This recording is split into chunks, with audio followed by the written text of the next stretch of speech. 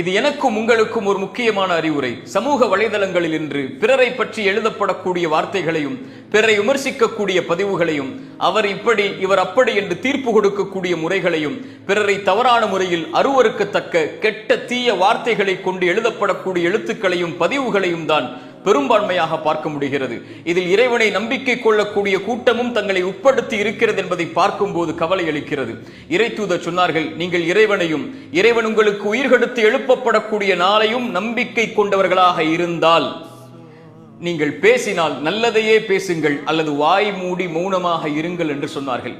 ஒருவன் பிறரை பற்றி எழுதும் போது அவர்களுக்கு அது எந்த பாதிப்பையும் கொடுக்காது. தான் யார் என்பதைத்தான் அவன் எழுத்துக்கள் பதிவுகளின் மூலமாக மக்களுக்கு வெளிப்படுத்துவதாக ஆகும். நாம் நல்லதையே பேசுவோம் அல்லது வாய் மூடி மௌனமாக இருப்போம். எல்லா நிலையிலும் நாம் இறைவனையும் இறைவன் நம்மை உயிர் கொடுத்து எழுப்புவான் என்ற நாளையும் நம்பிக்கை கொண்டவர்களாக